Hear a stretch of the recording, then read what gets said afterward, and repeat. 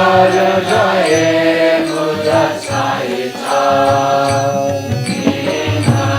Vinagara Kurute Vinagara Kurute Sapta Svara Saita Vinakata Tai Vinakata Nirguna Jayate Muduna Kata hai Nirguna Jayate Svana Ye Vinaka Svana Vinaka Svana Svana Lalita Ave Vinagire Rana Tamburi Bilo Vina Bilo Oh Lagate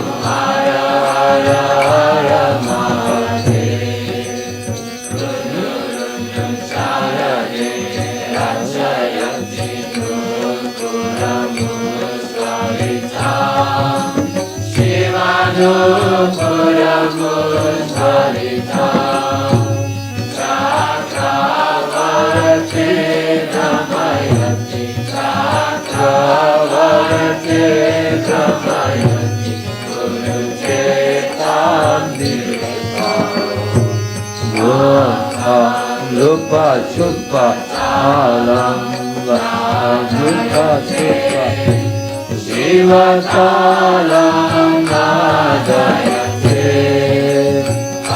Andustam Andustam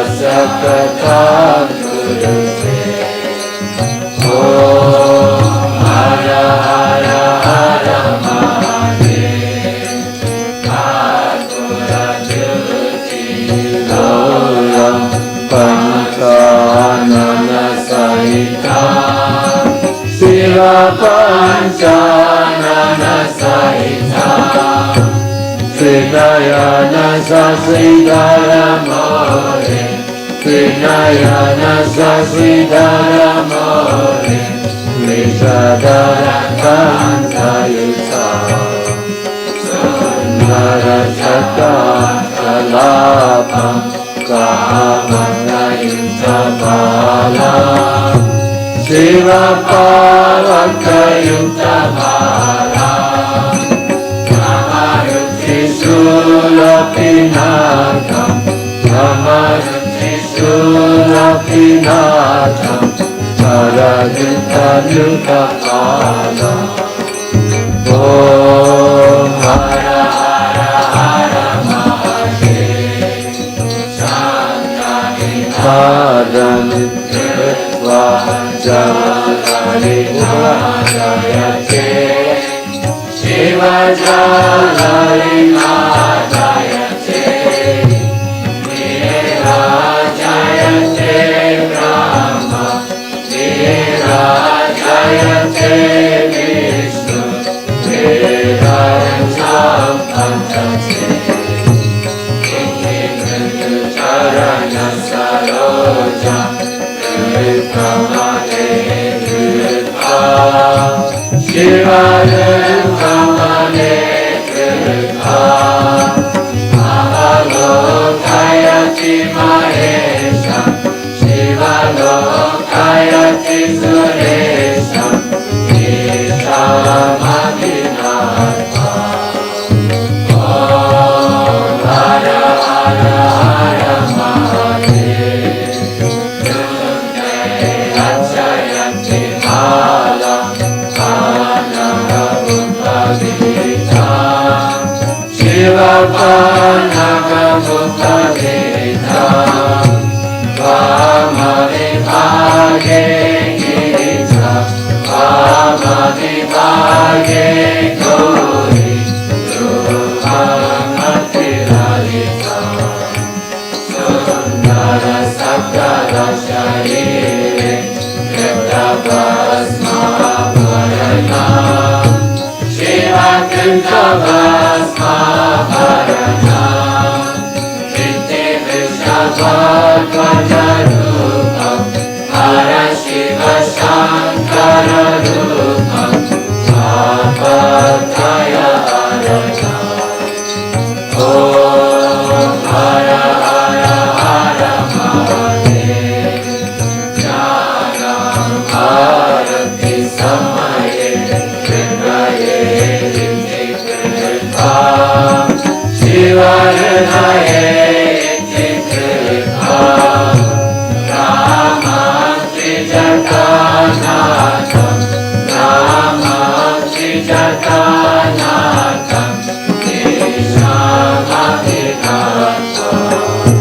Samita Pratidina Pardana Nimukurute Shiva Pardana Yakurute Shiva Sayujam Gacchati Parasayujam Gacchati Vakyaya Surute Om Hara Hara Hara Mahadev Om Jaya Gangadhara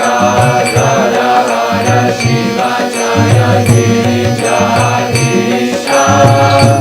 Shiva Jaya Gauri Nata Mamam Palaya Nityam Mamam Palaya Shambho Vipaya Jagadisha Om Hara Hara Hara Mahadev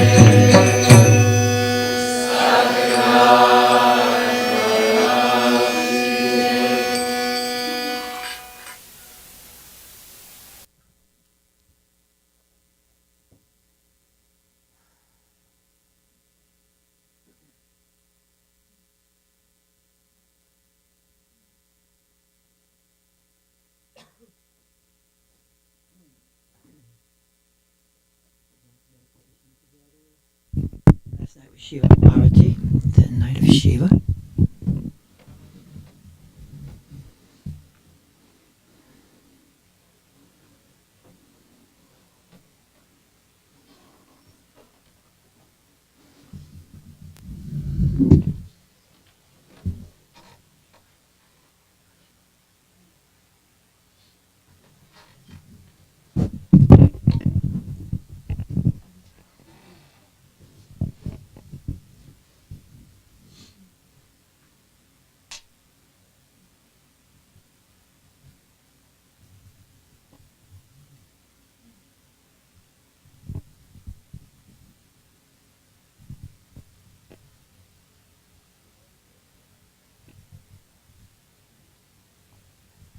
Om.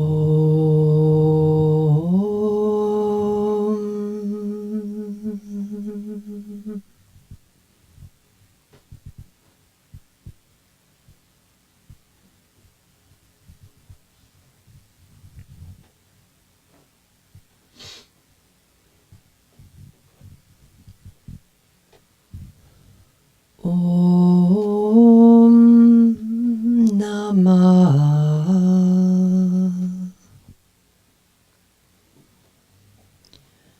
Shivaya.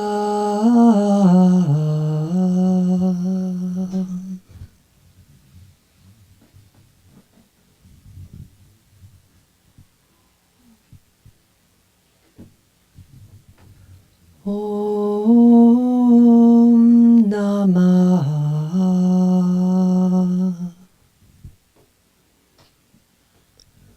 Shivaya.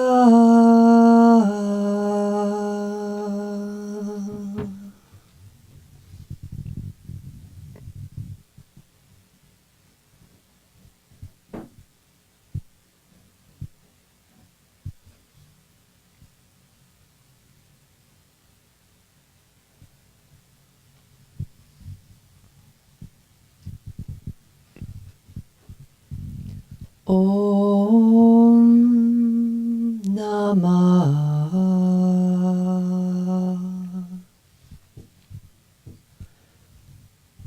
Shivaya.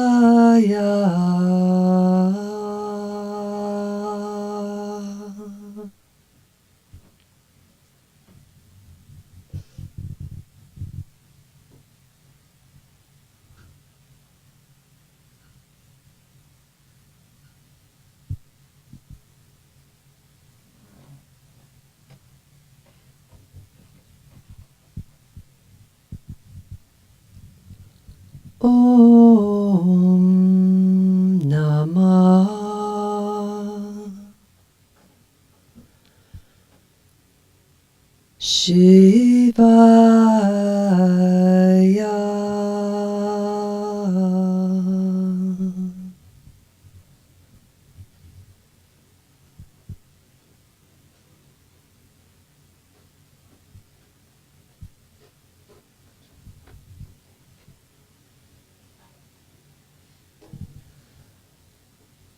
Om Namah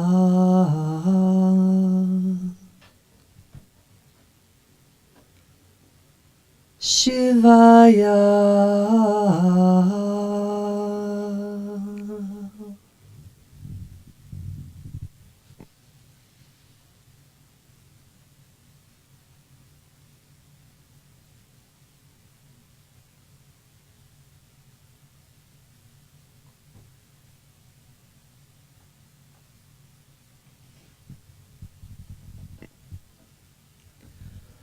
Om Namah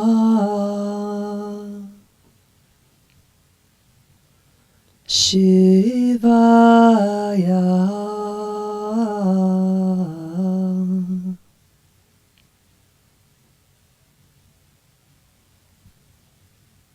Om Namah Shivaya.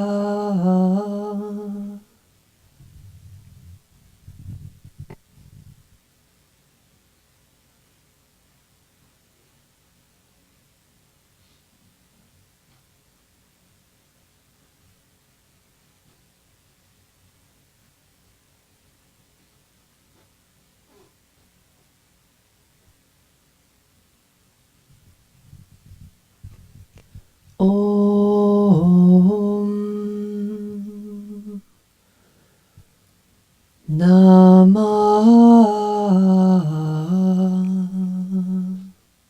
Namah Shivaya.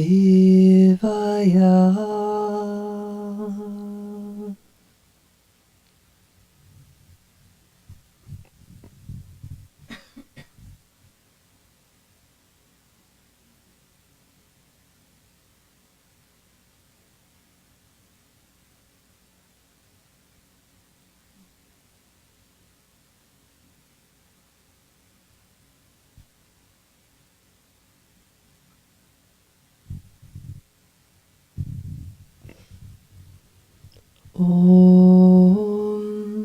Namah Shivaya.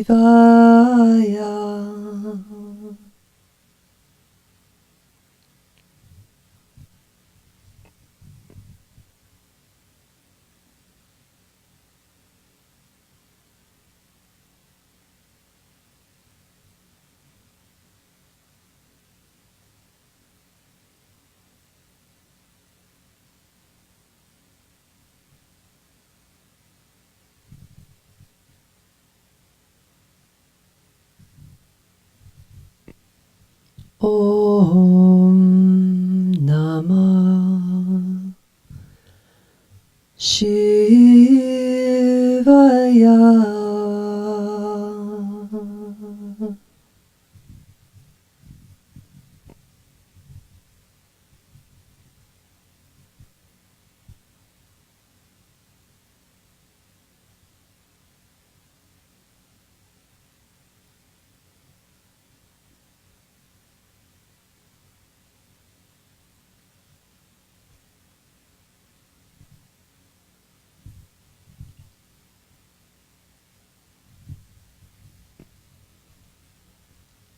Om Namah Shivaya.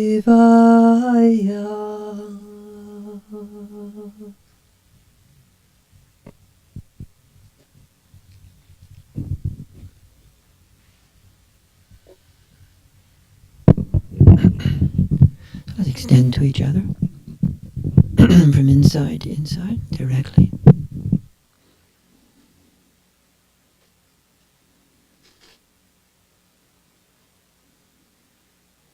Without effort.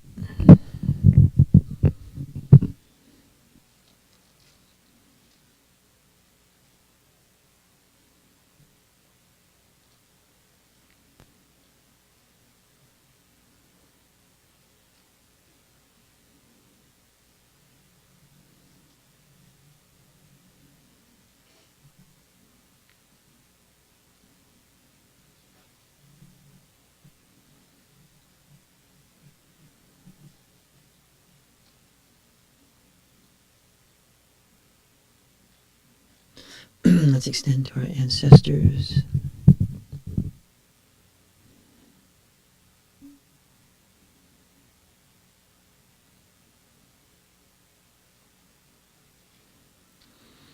Let's extend to all the great yogis and teachers we've met. Different traditions.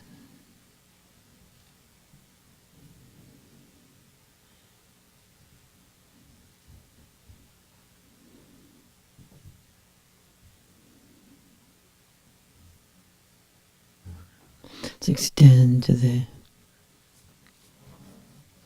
field as traditions.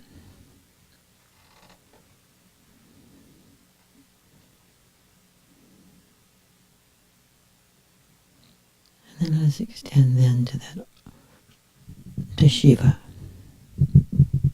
This morning, pure awareness, unbound, and Shakti, the creative light, creative energy.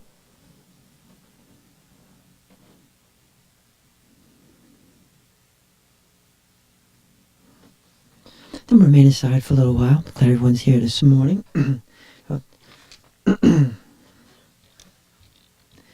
So, since it's Shiva Archery last night, I'm going to use some phrasing from Abhinagunta, who was this great 9th century master for Kashmir Shaivism, for non-dualistic Shaivism, non-dual awareness, not unlike Padmasambhava is for Tibetan Buddhism. And also may bring a little Merleau-Ponty also to this morning. And some of this talk bounced off the sharings were really wonderful last week.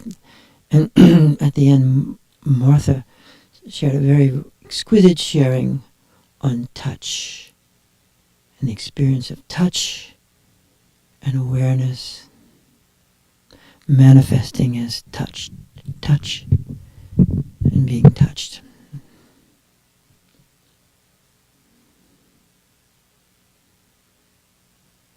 And of course, for Abhinagunta,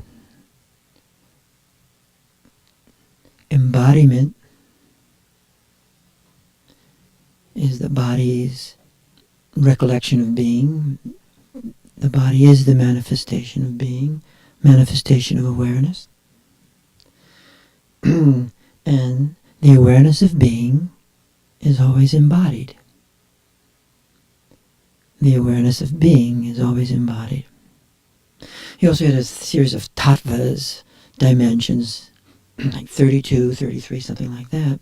But some sort of way within that, you can see the relationship to the kayas, the dimensions of awareness. Namanakaya, Sambhogakaya, Dharmakaya. And for Namanakaya, from where we're speaking here, is the embodiment dimension, flesh.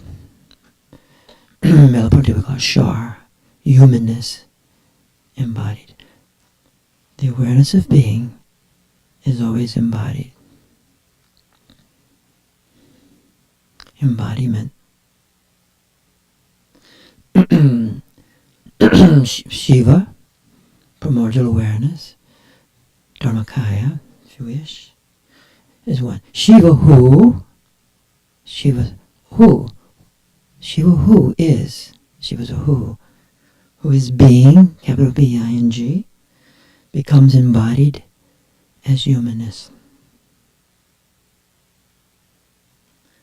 The body, embodiment, is the primary locus, the place, or places, for the drama of awareness.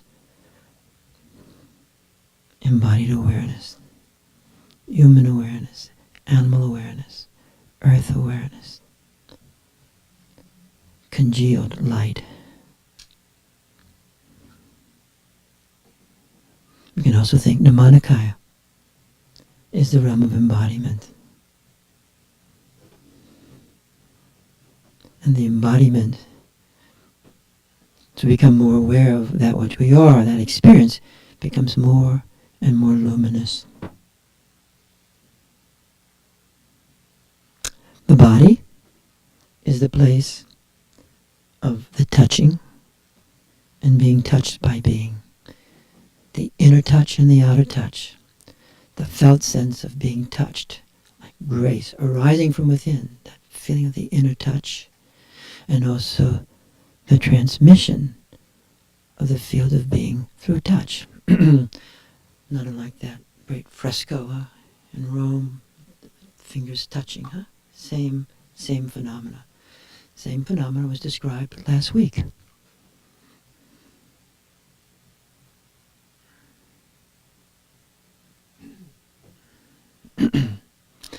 Touch for Abhinagunta was the highest and the most translucent of the senses: sight, smell, seeing, hearing, feeling. Because touch is, for him, the most direct of all experiences. This morning we're discussing Abhinagunta, since last night was Shivaratri, and because of Martha's description of, through her experience of being touched last week. And Abhinagunta was the understanding that the awareness of being is always embodied. Shiva, who is being, capital B-I-N-G, because capital B-I-N-G is not a being. In this frame, Shiva is not a being. Shiva is not an entity. But being is not an entity. Being manifests entity and manifests the beingness of all the entities. Say yes if that's making sense. This is not an entity frame. And then Shiva says, Shiva who is being, Abhinagunta says, Shiva who is being, because who-ness, in this understanding, is not an entity. Knowingness is who-ness. Subjectivity is who-ness. Aham is who-ness, but it's not an entity. No thingness. So Shiva who is being becomes embodied as humanness. And the body, that's us right now, is the primary locus or the place for the drama of awareness, embodied awareness unfolding time and space. The Dzogchen point, Nirmanakaya, is the realm of embodiment, flesh, shar, luminous flesh, light congealing. Then we activate awareness, becomes of awareness, and the uncongealment opens, becomes liquefied. That's why in the touch there's an experience of liquidity taking place. Make sense? The body is the place of touching and being touched by being. That manifestation, self-arising of being. That givenness. Being touched. And through touch, the transmission of awakened awareness to awakened awareness. The bodily felt awareness of being. So often when we suspend our mind, we focus into the body for that felt sense. Enter that non-discursive, non-conceptual place.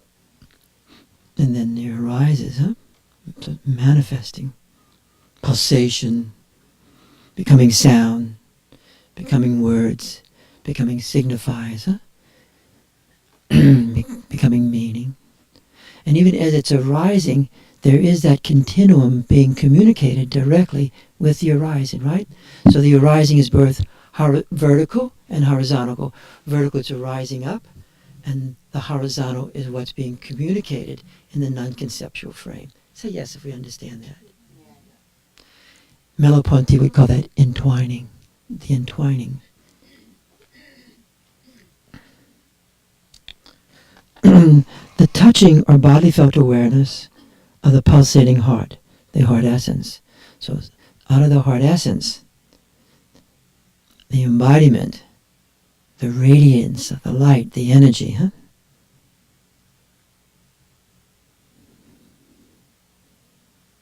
awareness, becoming awareness, touches this dimension.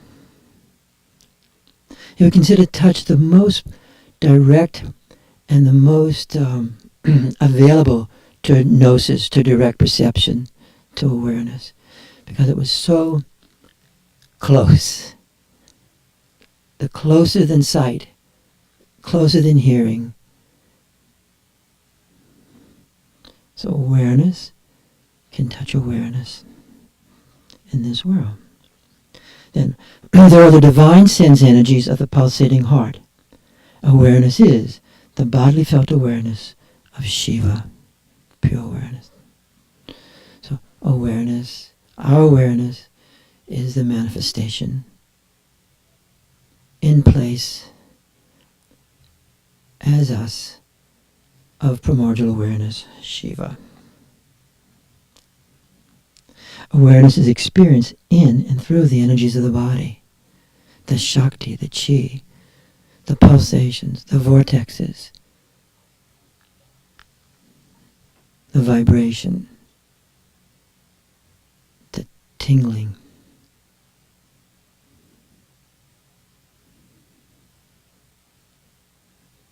The electricness. Awareness is becoming aware of and transforms the energies of the heart, and the heart transforms and refines our awareness. Embodied ecstasy, huh? The path of bliss, the path of ecstasy. Embodiment.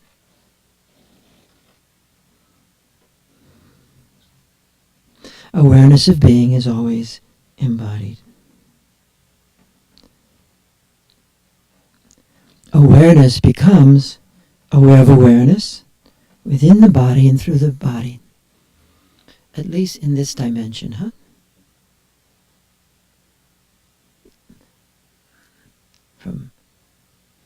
From Dharmakaya, pure openness, pure potential, pure emptiness arises.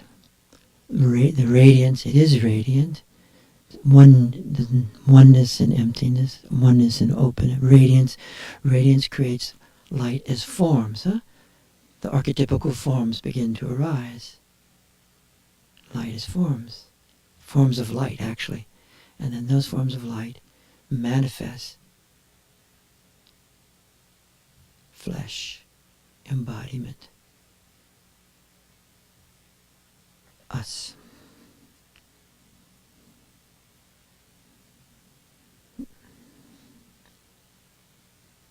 Awareness touches awareness.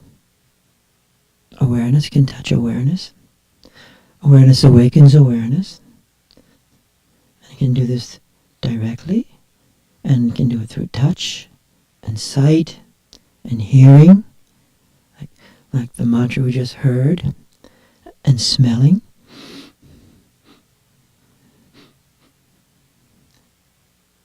And thinking and languaging and imagining. This awareness is a kind of knowingness, but this is not disembodied cognition. It's not disembodied, and it's not mentalistic representation. Though it manifests that ultimately. Embodied knowingness. What is focus? Embodied knowingness. The body's recollection of being. That recollection doesn't mean in the past. It means the capacity to recall beingness of being in the immediacy of the moment.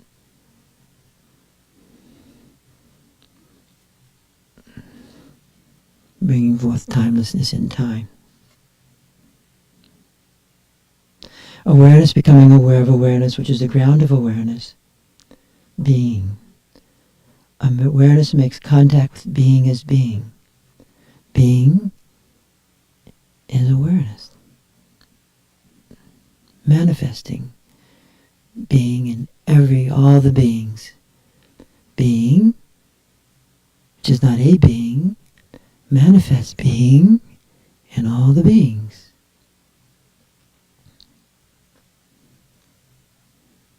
To live in the field of being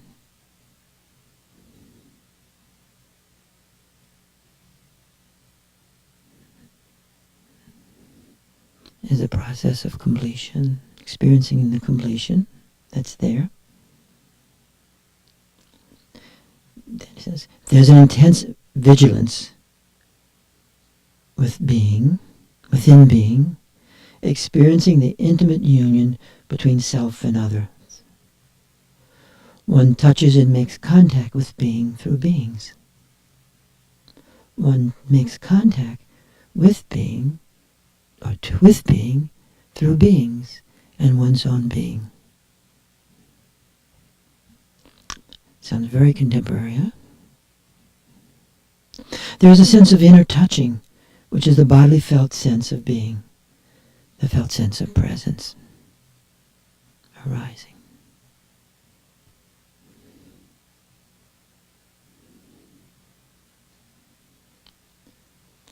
Touching and knowing are the same.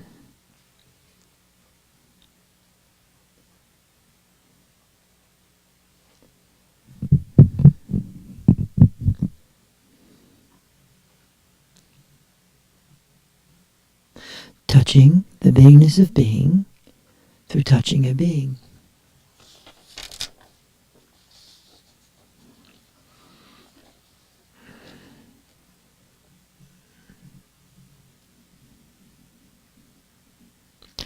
Full self-awareness is experienced through otherness as self-awareness. Awareness entering awareness as awareness. Intensifies awareness. Awareness entering awareness as awareness intensifies awareness. Go back to Drijam Lingpa's stillness in movement, huh? Taste, smell, sight, hearing, form becomes more and more subtle. There is a touch that is the pure sky of consciousness. There is a touch that is the pure sky of touching, of consciousness.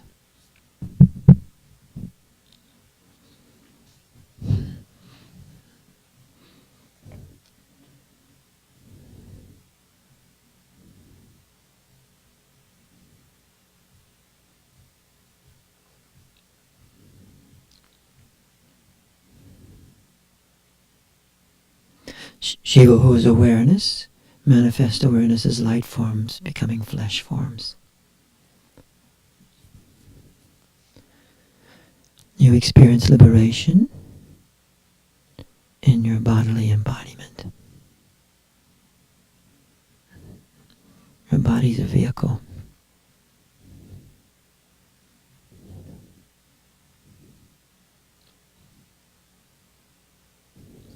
There's blissing, trembling, whirling, vortexing, pulsating. These are the manifestations of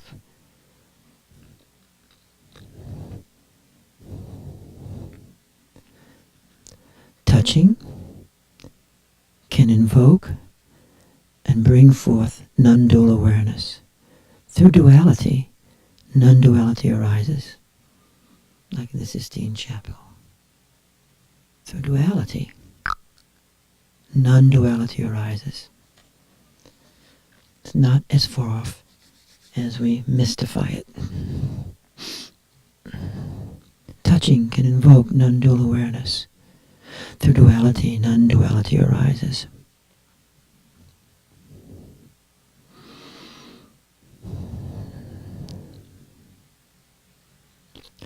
Compassion is a bodily felt sense. Luminous warmth, light, being moved through the heart essence, permeating everything and anything.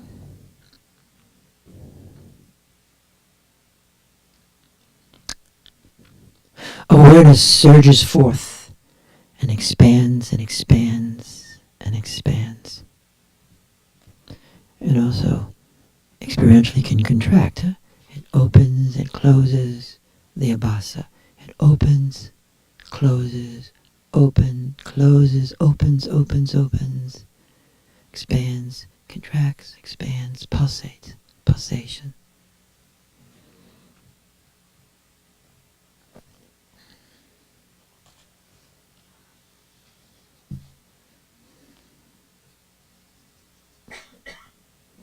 Vimarsa, huh? Awareness. The creativity of the awareness of being, to be able to live in awareness and access awareness, is to live creatively, inventively, spontaneously, huh? Longchenpa speaks about this also. To be in awareness is to live in spontaneity. Longchenpa and Abhinagunta also make the same differentiation between our mind and awareness, and also have the understanding that sometimes it's useful to suspend the mind, to enter awareness, and then the awareness infuses our mind. Actually, it helps me manifest our mind, and integrating the mind into awareness, huh? Integrating the senses into awareness. This tradition is this, and that too.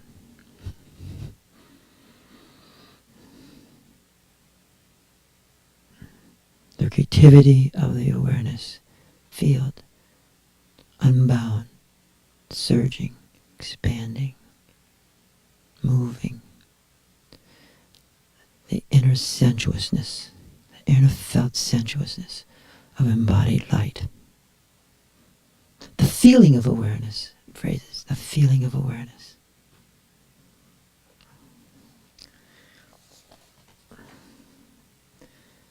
Vimarsa, awareness, may also be described as the embodied experience of the intertwining, the yamala, of self and other.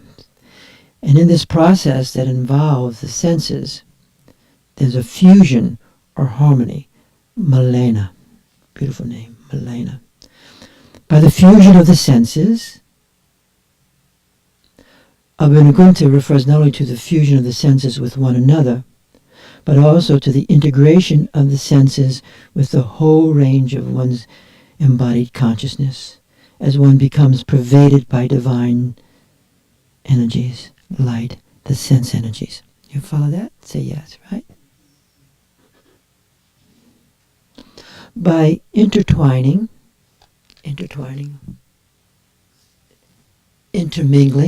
intertwining, pretty much the same, intertwining, and the fusion of the senses is also articulated by Merleau-Ponty, the French phenomenologist. And Merleau-Ponty's, one of his roles in phenomenology was also to rebring the body and to recover the body into the experience of consciousness, into experience of awareness. Because there's a tendency, an unhappy tendency, to dissociate awareness from embodiment. Even when you find yourself in witness consciousness, there's a level of dissociation and disembodiment that can take place that is not fully participatory in the non-dual state.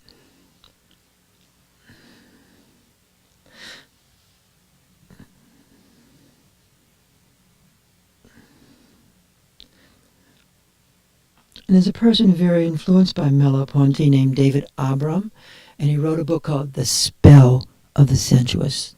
The Spell of the Sensuous. It's a magnificent book.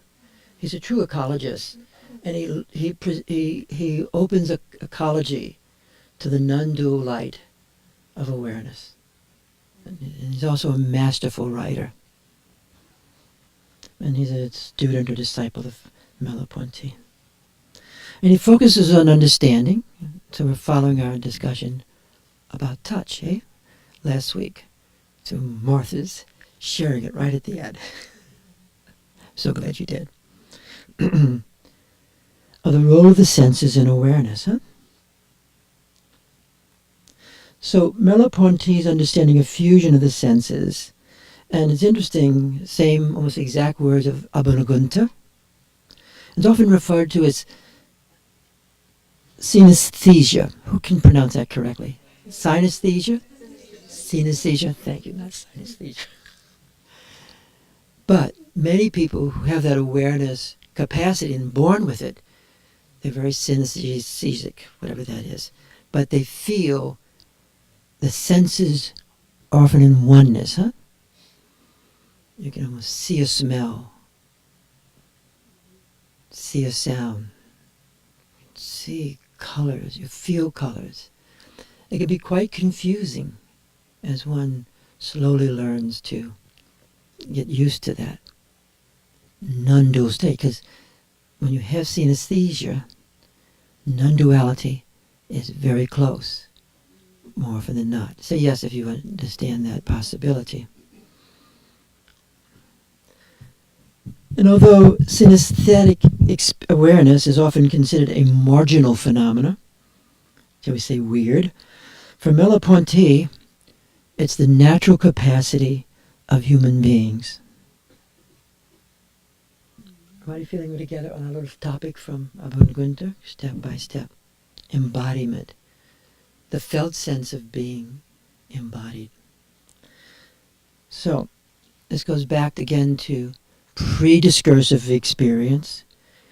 Involves the fusion of the senses and non-dual awareness. So when you and I, we try and suspend our mind and we focus into awareness, we go into our body, and in that pause, what's happening? We don't know what's happening, huh? What's happening? You focus, an open focus in your embodiment, sometimes in the heart, sometimes much lower in the lower centers. You're in a non-discursive state, thought-free state. You're pausing openly. Oh, what's going to happen? And suddenly, it becomes some emergence begins to arise, huh? Some emergence begins to happen. Felt sense. Oh, felt sense. It starts emerging, pulsation, energy, sense. A word might pop up. Oh, and fits, doesn't fit. Then you start articulating it. Sound, syllables, word, meaning. Meaning, yes. And that meaning arises from within the experience and not the imposition of my mind on it. The meaning arises innately from the experience and not from the imposition of my mind on that. That's a big deal. To be able to do that is on the route to liberation. And it's already bringing you into non-dual connectiveness. It's only after the initial pre-discursive experience where it eventually begins to manifest as discursive cognition. My name is. And all the senses correspond, become more separated from one another. So initially, in that process, that non-conceptual processes, you can have a felt sense, and it's like a global, fused felt sense. Huh? Say yes if this is making some sense. And you hang out with, and you're not up here looking down at it, right? If you're up here looking down at it, up here is going to have too much influence. You're actually down. You've brought your awareness down. Just like you bring your mind down into the heart, and then you can experience it arising there, or you can bring it further down, all the way down.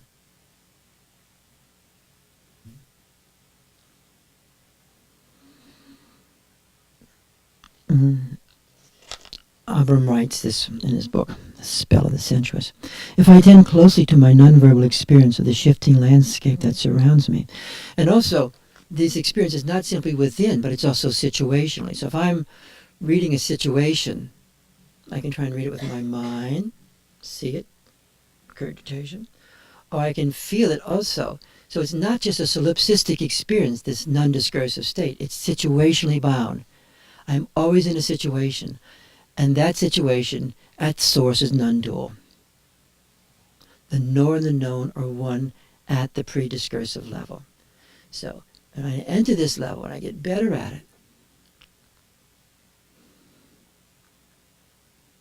I experience the shifting landscape around me, within me, directly, and I must acknowledge that the so-called separate senses are thoroughly blended with one another, and it's only after the fact that I'm able to step back and isolate the specific contributions of my eyes, my ears, and my skin. And as soon as I attempt to distinguish the share of any one sense from that of the others, I inevitably sever the full participation of my sensing body with the sensuous terrain.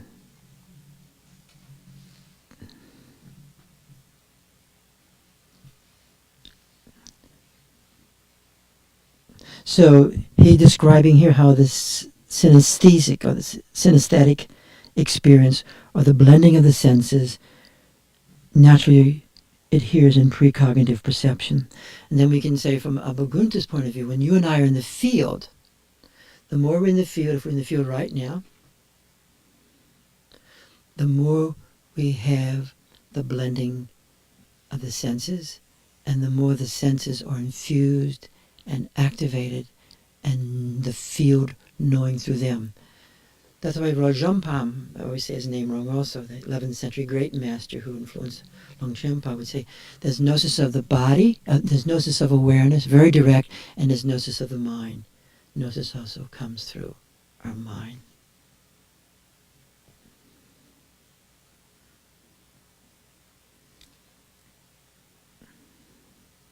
So for Merleau-Ponty, this fusion of the senses is also related to this intertwining or intertwining of self and other, often referred to as the non-dual awareness of self and other, this innate arising of oneness. So intertwining is the full participation of my sensing body with the sensuous terrain. Like the fusion of the senses, intertwining may be said to be our primordial natural capacity, and the preverbal non-conceptual experience is always suffused by the intertwining of experience of my body and the environment, the world. There are beings in the world, and the world is in us. You and I are in the world, and the world is in us. It's not like the world is outside me and I'm peeping at it through a little keyhole, objectifying it. Someone spots me, then I'm objectified, right? Shame arises. But embodiment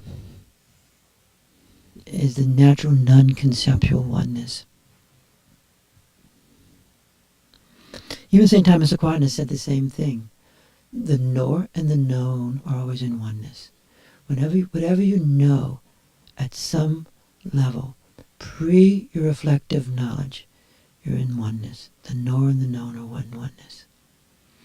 And then St. Thomas built his mysticism out of that basic understanding.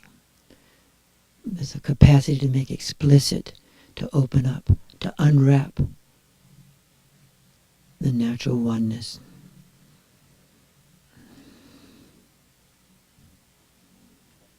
So Merleau-Ponty, in fact, this fusion of the senses and an intertwining mutually implicate each other.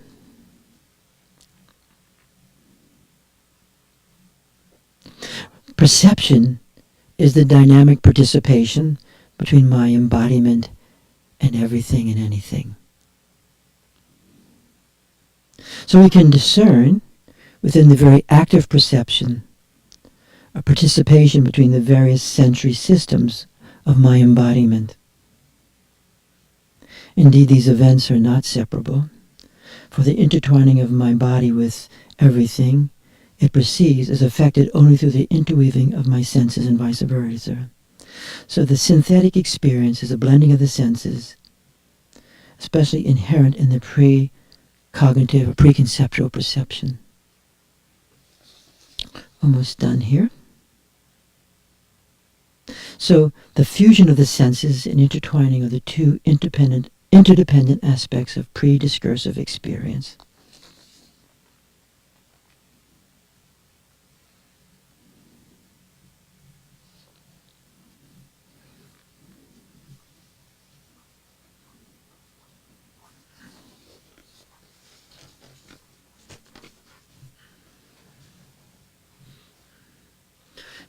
Abhinagunta also in terms of the devas, like the dakinis, the skygoers, would also have the practice of invoking the skygoers, that dimension, to become a skygoer himself. The power of invocation,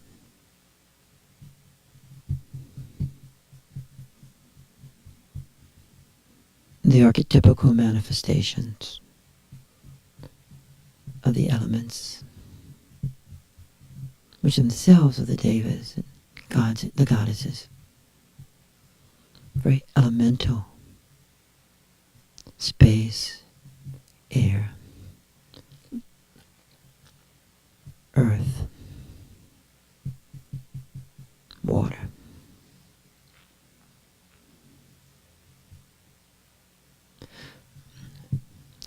Avalokita also used to emphasize the power of the water element in order to transmit awareness to ourselves and each other.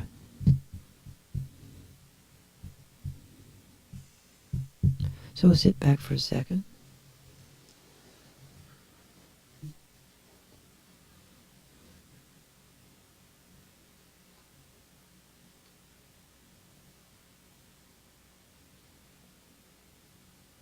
And let's pair up again into, but don't leave your awareness if you're in it. If your mind alone, then bring your mind alone into awareness.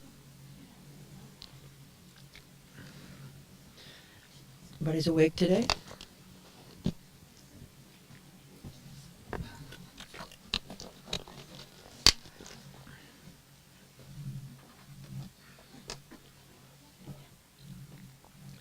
Everybody should have one partner. It makes it simple. One partner. And if you don't have a partner, you can look around, you can find a partner.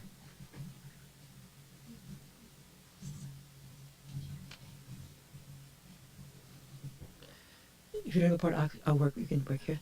Everyone has a partner? Okay, great. So, glad everybody's here.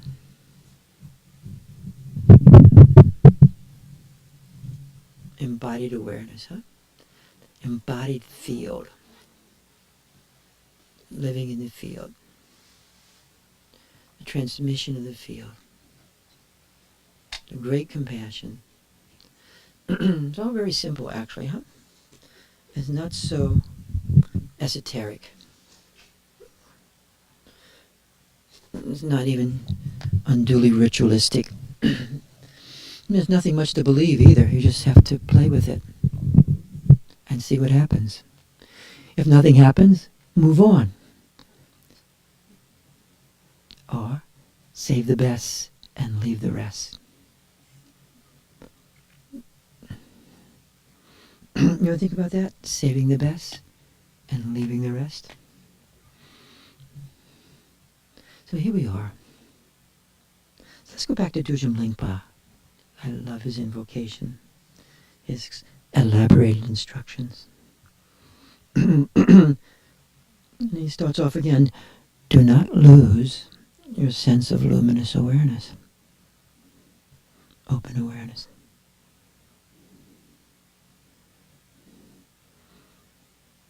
And then you can have the understanding that you and this person are doing this together simultaneously.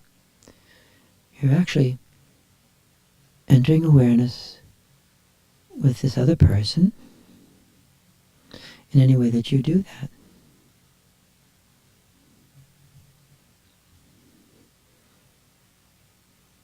You might lean into the other person. You may extend to the other person. You may even just pull the energy, pull the awareness field.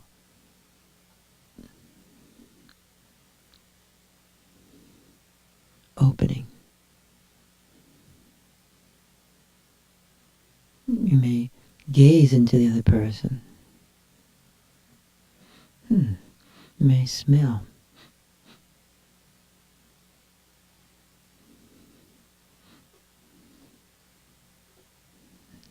infusing smell with awareness.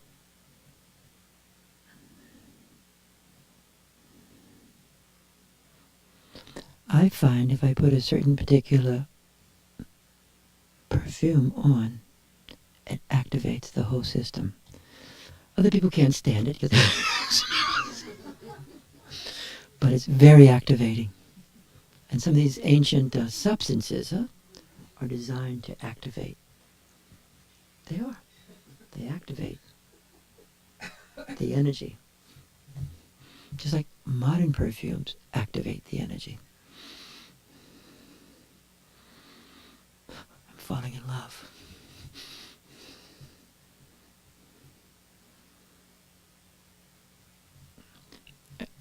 Are you in awareness?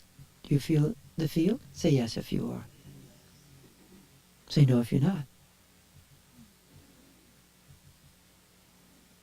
So thoughts are movements within awareness. And feelings are movements within awareness. Pain is a movement within awareness. Pleasure is a movement within awareness. That which understands is called awareness. Non-conceptual knowingness. And remaining in this awareness is called stillness. Never be separated from these three. Movement within stillness, stillness within movement, and direct knowingness. So let's blend our direct knowingness a bit more. Let's mingle. We can even mingle our mind and awareness.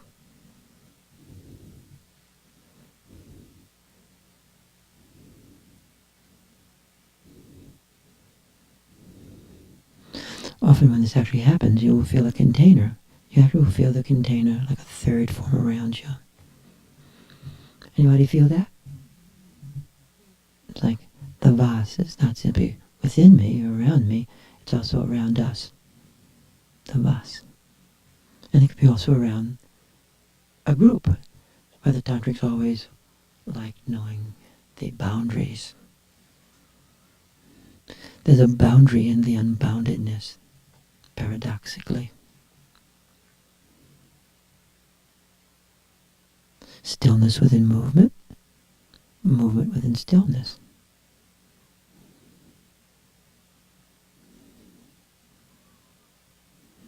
So if you're in stillness, and we're in stillness, we can experience the movement within ourselves, within each other, or within us. The movement as us.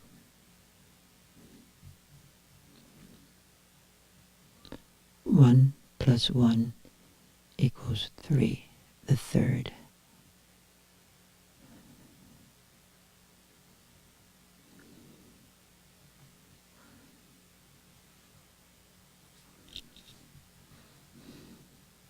Your own awareness is the ground of being. Your own awareness is the manifestation of the ground of being. Awareness manifesting awareness. It's all the same awareness. The nature is exactly the same. To think of them really being different, not good, not helpful.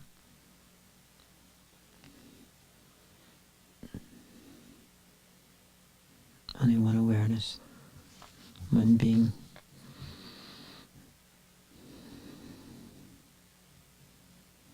Now do not regard the mind and pristine awareness as two different things, though we may separate them initially from a methodological skillfulness. But only the mind reflects something. The mind is the manifestation of awareness. But sometimes experientially they're different. And sometimes the mind holds everything, holds me completely. So at times stepping out of the mind into that intermediate area of awareness, open awareness, and deepening into awareness, and integrating the mind into awareness. Integrates everything. Smell. Let's smell for a moment again. Smell.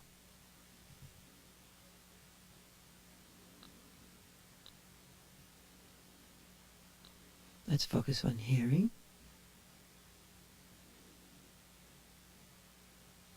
But in the awareness field, the senses open. The senses open. The eyes open. The channels open.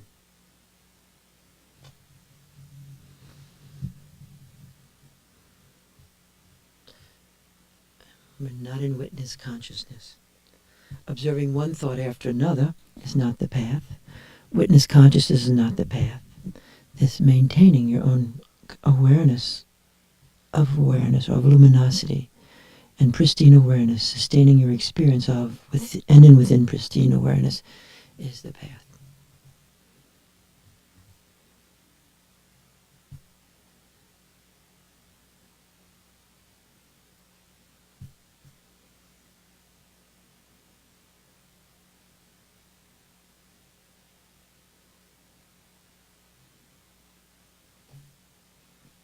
So let's intensify our experience, and maybe one person can put their hands under the ears of the other person. We're going to do a little bit of heart F, and this tends to intensify, if you don't mind. And then you can bring that person into the heart essence, just really lightly.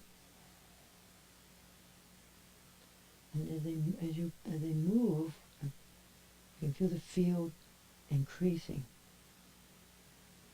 And then just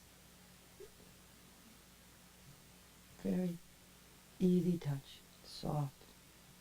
And you pause at a certain space.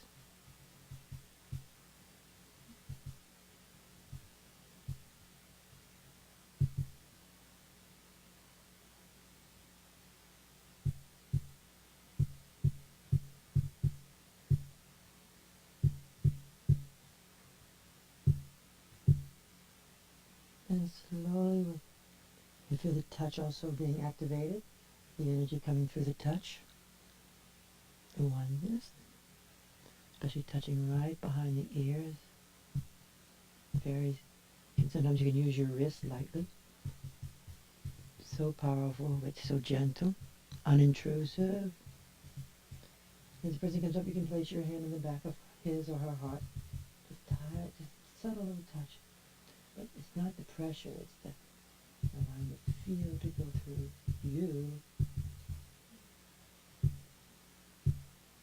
touching his or her awareness, heart essence.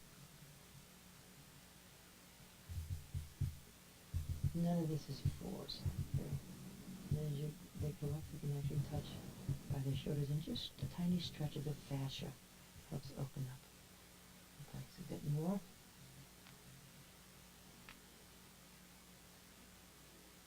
And if you maybe would lean into the person yourself, you can lean into the person yourself and extend the energy, releasing it.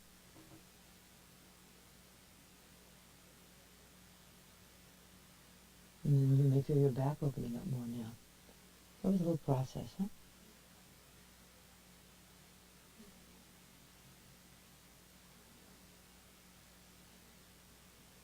In Shaivite language, Abhinagunta language, Shambhavupaya, it's just there, the whole thing. And then Anavapaya, Shambhavupaya, Shaktapaya. Then Shaktapaya, you work it. We're working it a little bit. You have little steps.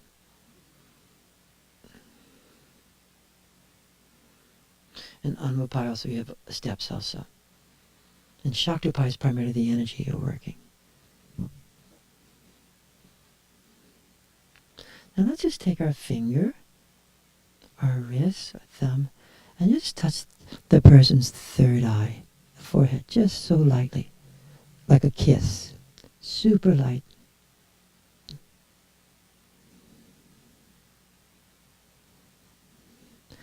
And it is a very mutual experience, and you can both feel the energy, the light, the field, awareness in him or her, the who, and you can feel how it opens more. And as you pull, you can feel the opening of the field more now.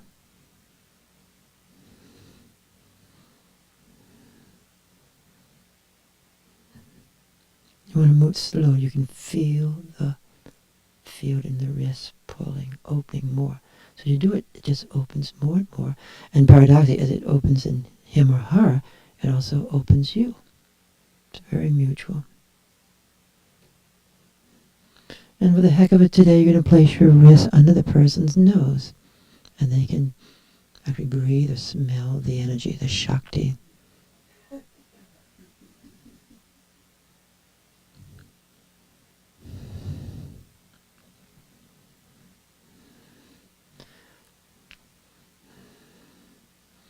And there's a wonderful chakra by the shoulder, where the shoulder touches the chest, right there, upper, yeah, a little lower, and just touch it so light, and a little tiny turn, super turn, and then the other one. You can feel the body opening more and more to light.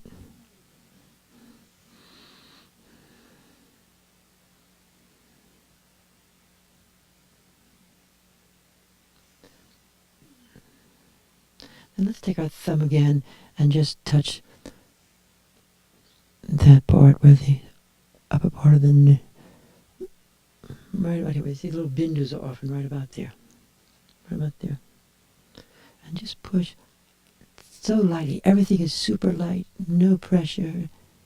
And then you can feel the light moving. Like liquid, huh? It is liquid light. Liquidity of beingness. Different metaphors. And we're just a bunch of the most ordinary people, just total true, hanging out, experimenting with the naturalness of awareness embodied.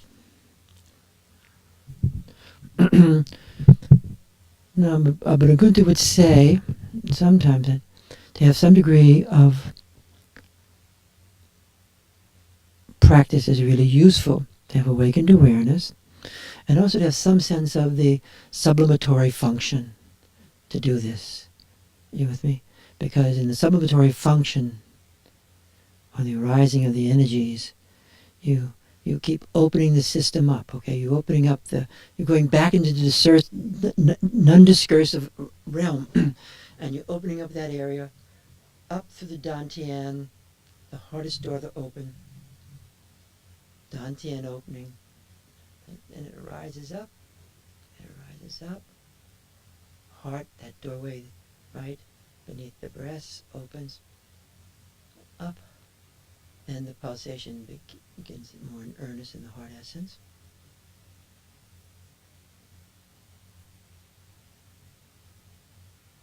And the more you attune yourself to the person in front of you, the more you're experiencing the beingness of being. And so the more that attunement will activate you or bring you further into the light of energy. It's a very simultaneous experience. Then up to the throat, palate of the mouth begins to open. On the eyes, forehead, top of head.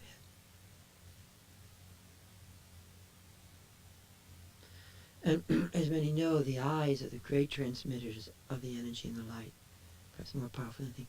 So the person can leave their eyes closed, and you, who is the helper, you can open your eyes are open probably, and you can gaze and feel the transmission of the light.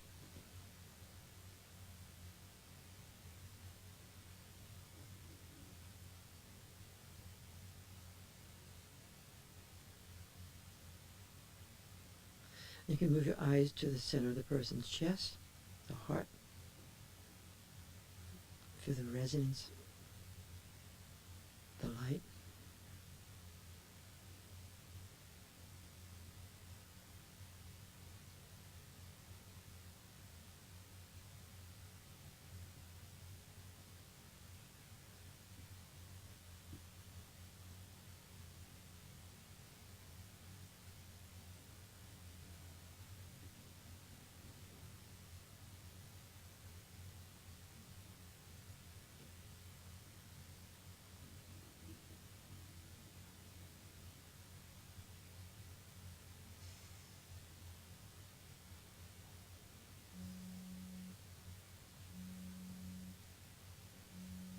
So let's go a step further and let's pass into the other person, pass through him or her. Just, you can extend from the front, from the middle, from the back.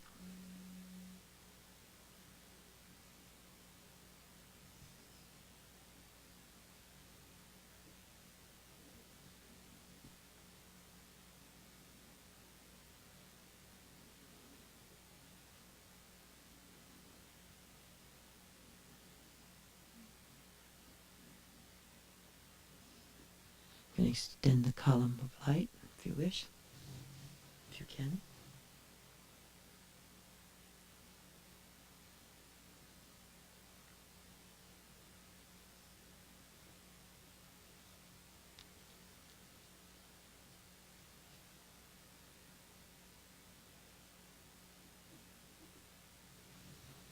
And then let's become more subtle and we'll find the breathless breath.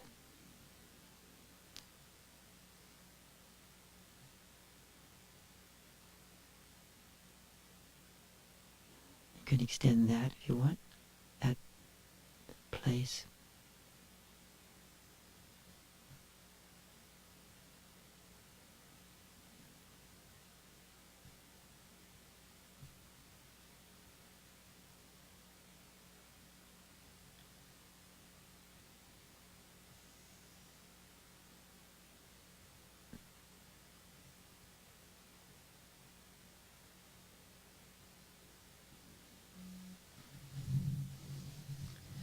So let's stay in our state. Do not leave it. Do not pop out.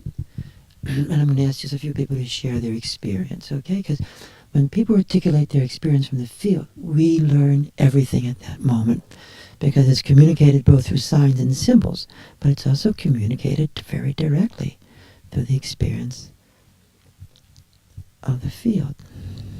So I'm going to place it right in your hand. Just anything briefly you'd like to describe.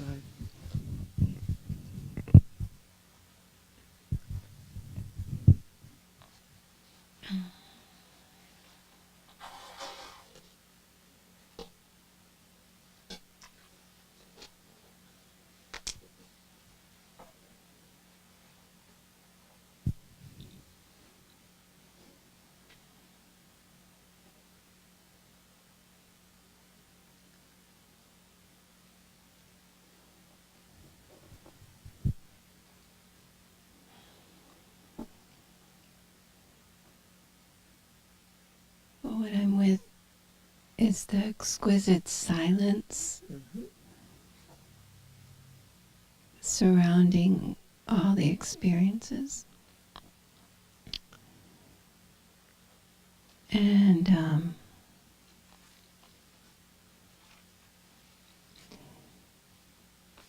today I felt like I could listen with my whole body. And when you said something about understanding, not from the mind, I knew I was understanding from my solar plexus. And that understanding was nothing about concepts. And once I knew that, the energy in my perineum opened up pretty intensely. And then as you were talking, it kept rising up so that the column of light just felt much more open and available. Did you feel it arising from the ground itself? Yes, The perineum? yes. What's that like to feel it arising from the ground, from the earth itself?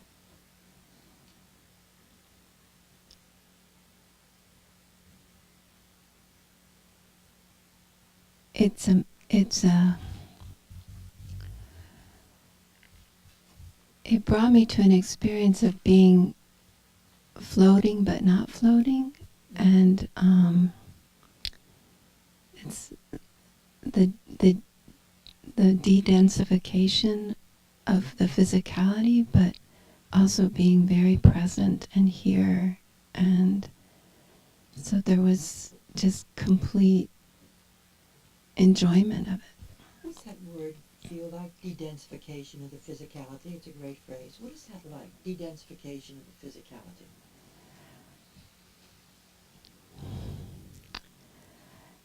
It's like in that experience,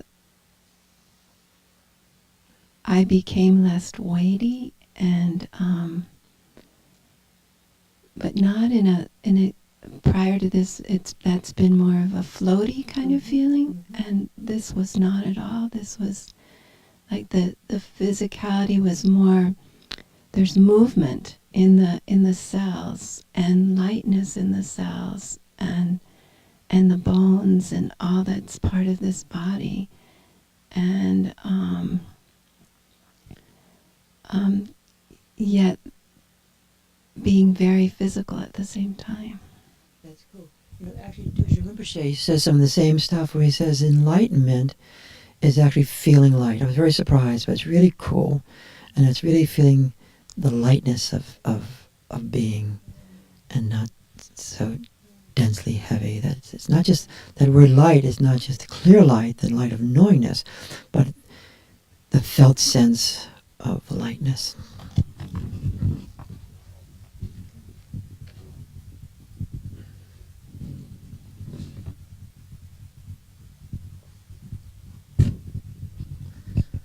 Do you mind describing just what's happened, your experience?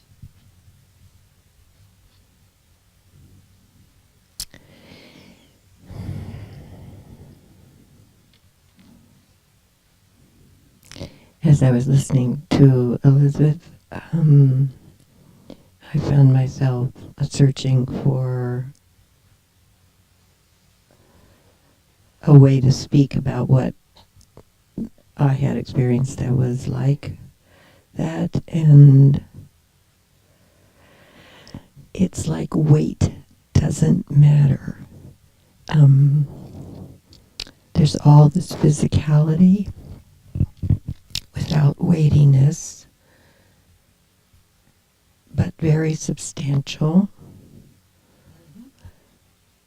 and very vibrant.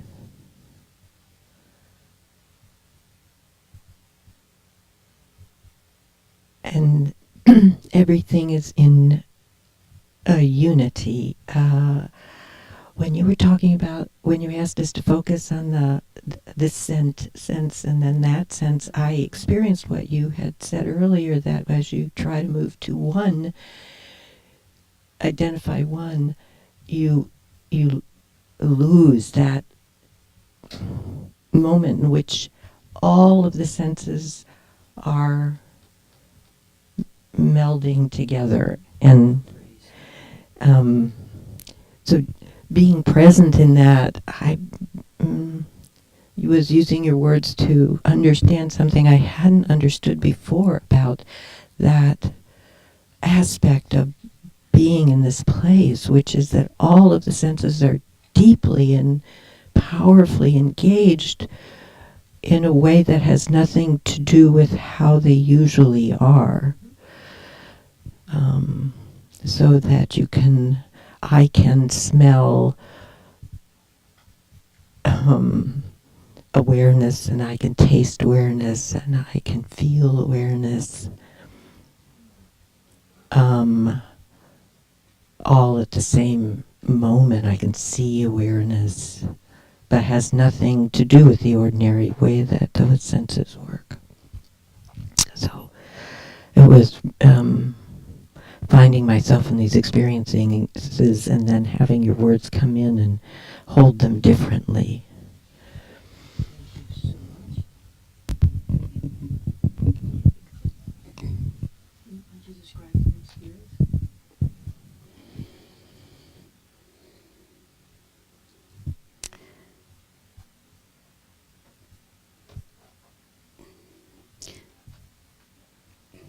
The word normal is coming up. Like normal, natural,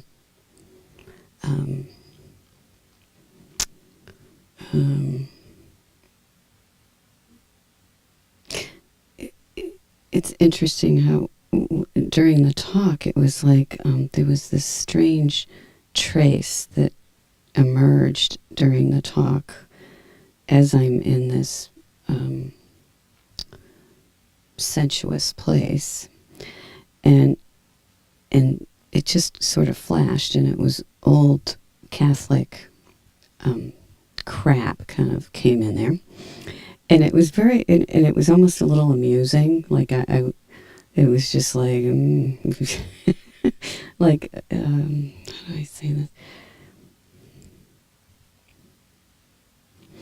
It was an old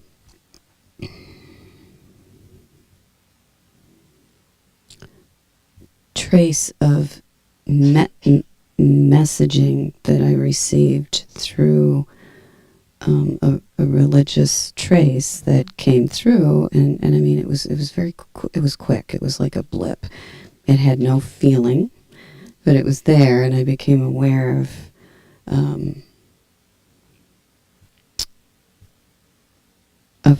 the normalness of the field, the embodied field, and the sensuousness of the field without shame. Without shame. There was no shame there. Yeah, and it was, and this sensuousness is, it's like a dance. It's a dance of movement, embodied movement that is not caught in the physical body. It moves through the physical body. It goes beyond the physical body. The lightness of being is present. The lightness of senses is present, and it's really quite. It's very sublimely beautiful, and it's so natural. It's very natural. Thank you so much. Exquisitely described for all of us. So we're going to take another step right now. We're all still remaining in awareness. Now, someone like Amma does this all the time, day after day, hour after hour, week after week, year after year. So I'm going to have one person simply embrace the other one, and you're going to do the same exactly. You're in the awareness state, you're sustaining it, you're remaining, and again, when you embrace the person, one person be the embracer and then the other the embraced, or both embracing, and you can feel what takes place as you remain in the embodied awareness and with the desire of transmission. And we can do that now for a little while. And you can also feel the inner heart releasing.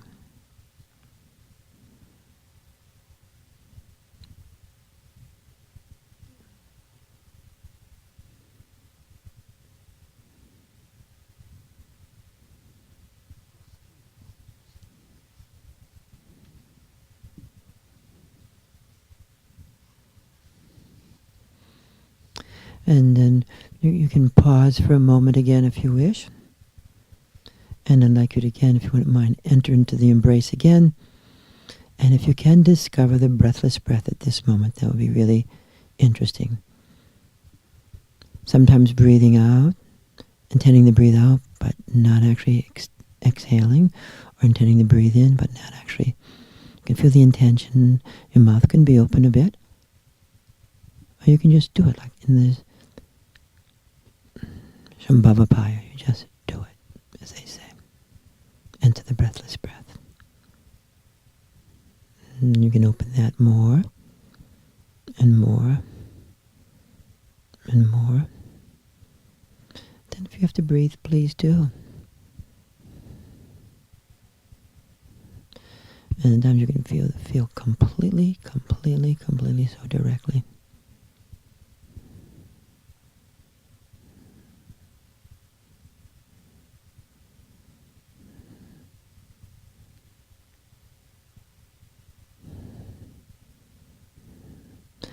Then when you're ready, you can come back again into your own space, and you can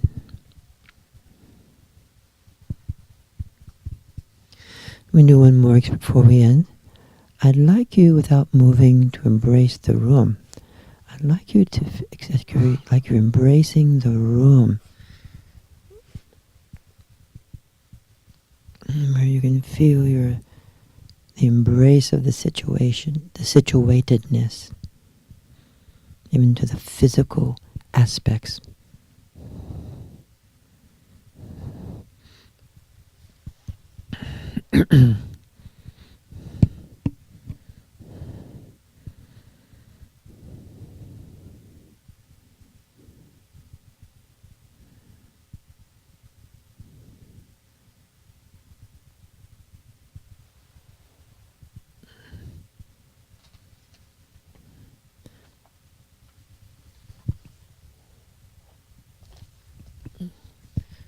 And you can almost actually feel the arising behind you, in front of you, and around you.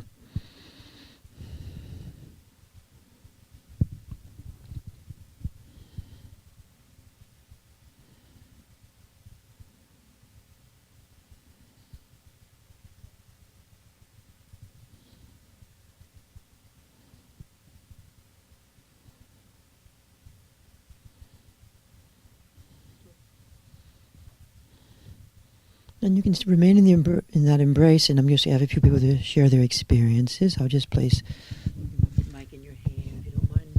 And just what have you experienced in the last little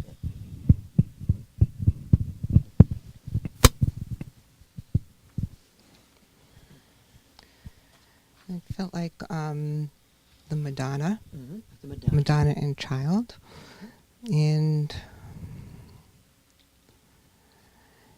sort of entwined in one. And there's been this sense of being embodied and unembodied, unbodied, yes, at the same time. Sort of cells and organs and limbs merging, and then being whole. And being whole, both at the same time. Yes. And it's very, very useful discussion we just heard her describe, in terms of even the organs being floating through. There's a very famous French phenomenologist named Deleuze. This is like his forte. Everybody has fortes, right? But he describes this, the organs and what happens in states of awareness in this very elegant way you just described. Thank you so much. I'm going to place it right in your hand. There we go.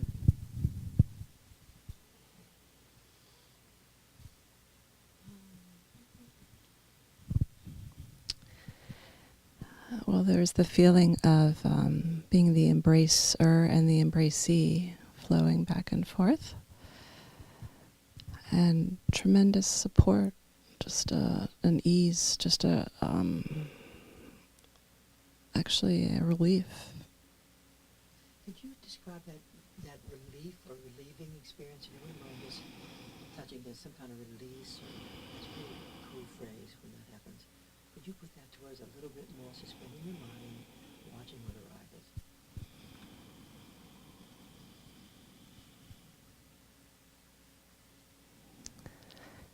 What comes to me right now is ooze, just it's more for me in motion. It's a flow of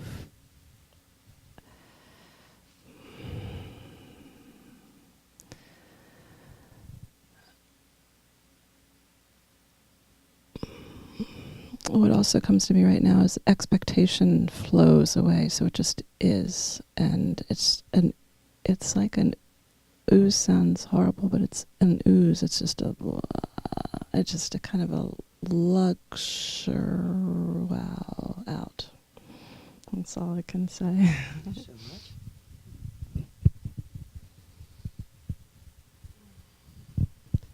And I'm going to put the microphone just on your shoulder here, if you don't mind, and you can describe your experience.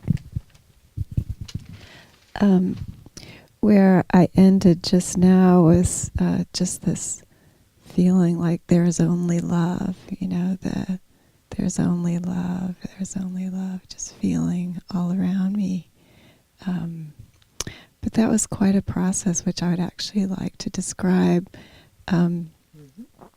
When we first contacted each other, it was very physical, embodied, wonderful, warm connection between us. And what I noticed was that when I started opening up the upper, like my third eye really opened up and I could really see love instead of other things, then I disconnected from my lower body. And so I was just watching that, and then as different people were talking, feeling the shame of that. And then with the embrace, I was held in the embrace, and it was just that really taking that light that opened in my third eye and really seeing the love back into my body and just feeling that love all the way. And then with embracing the whole room, that's when the feeling of there's only love and just feeling that came. So it's very beautiful.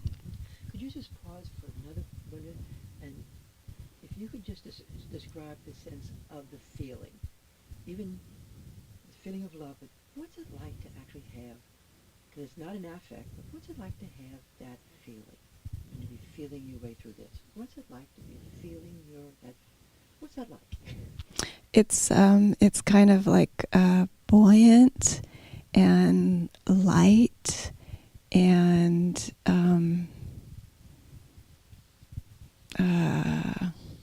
it's the feeling of all around me, all through me, all out, all in. Light shining bright. Feels wonderful. Thank you. Anyone ask your companion to describe her experience? I'd like to start with my experience right now. As she's talking, it's almost like I have this holding that gets bigger and bigger and bigger of the love that she's talking, and it's a physical sense of it. My experience in the process that we went through was an opening, a lightening, a kind of a puncturing of the energy in me to let it flow out and lighten me. So it was almost like a release of a burden of self. What's it like to feel that lightness, that release of the burden of self? It's creates a ease or a sense of easiness with what is. And are you feeling that right at this very moment? Yes.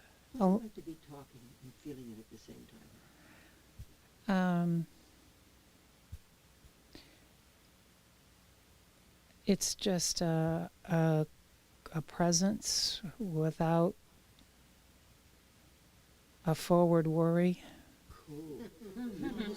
What's it like to know that you are sustaining this awareness right now? That there's actually increasing duration. Mm, You're increasing duration. Just even as we're talking right now. yeah. Just remaining in it.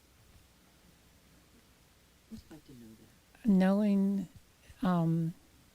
solidifies it. It solidifies it in the good sense of solidifying. Yeah, and it's almost as if in not trying so hard Not trying so hard. opens the possibility. Not trying so hard opens the possibility, and as it's happening, noticing it, I would say in a sort of happy way that it's happening. Yes, Some recognition of the event being sustained yes, strengthens confidence. You with me? yes. The word confidence is a very funny word, because confidence here is a process word. And the confidence, to experience confidence, is to gain the power of sustaining. Yeah. To experience confidence in the act is to gain the power of sustaining. Or to say it another way, so much has to do with confidence, but not mental confidence, Mhm. the felt sense of confidence and the extent of durationalness. Right. Okay with you? Yeah. Thank you so much. Now, would someone else like to share their experience today? Yes, please.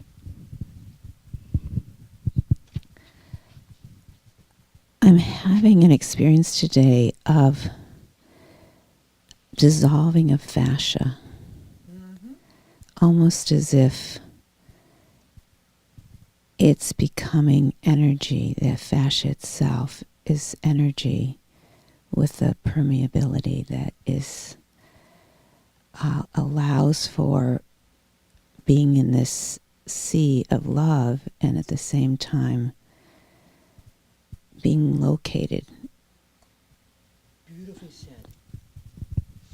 Being located, and yet being energy in the sea of love. Okay. Just staying with it for another moment. And in the way Mimi was speaking, like my own particular fixations are just becoming liquefied. And You've really helped us a lot, because many of the great lamas would say fixation is the major problem. Whatever the fixation is, yeah, good, bad, or indifferent. yeah, And to feel the fixatedness dissolving is really feeling the process taking place. So cool. and it's happening on its own. I don't have to like say, okay, now surrender.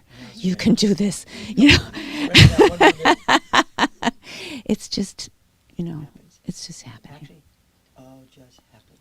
In fact, it just happens. The beginning of it. Thank you. Anybody else would like to share? Anybody? Great, thank you. There we go. At the beginning of the process, I experienced a great softness between us.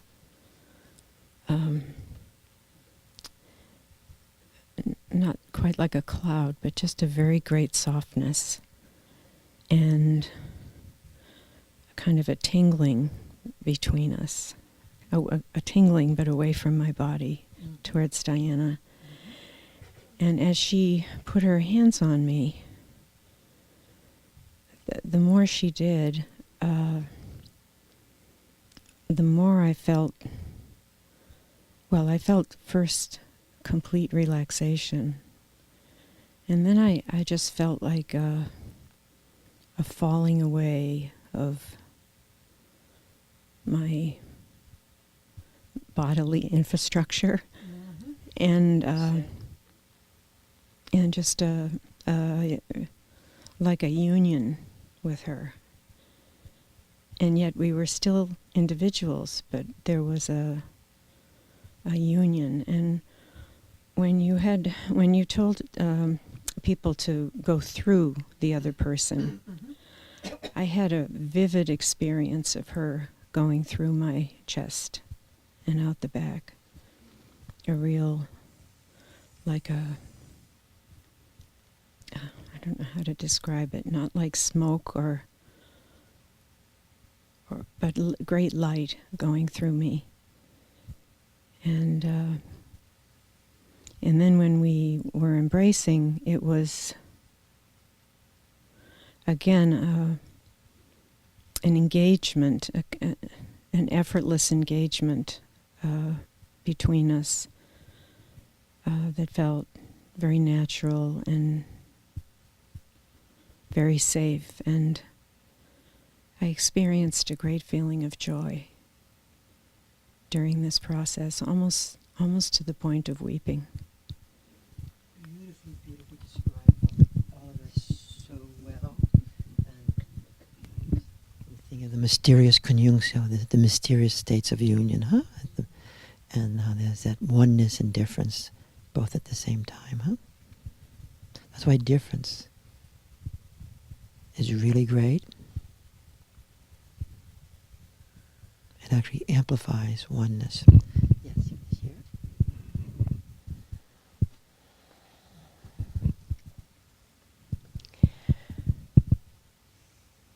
The initial sort of activating process when we were using our wrist and the fascia, and I could feel very strong movement within the stillness. Kind of a disconnection, you know. I don't know where it was coming from. And then when we could do the embrace, it was a strong sense of, who's the embracer? Mm-hmm. That mingling was really strong, and it was like a cubist painting. I could see where, Picasso or somebody was on the way to enlightenment when he was able to visualize all that space and boundaries dissolving, and so warm, very warm, enveloping,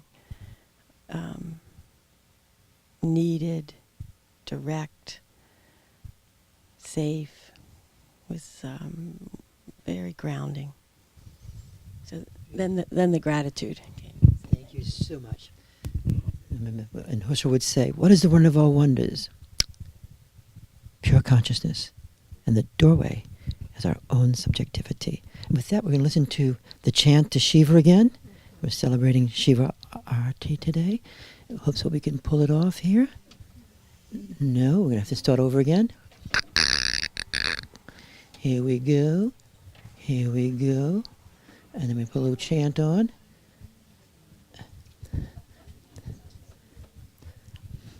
And as you run the chant, since we have running time, you can talk with your partner during the chant about what you all experienced also. We'll do both at the same time. Here we go. But feel free to talk with each other.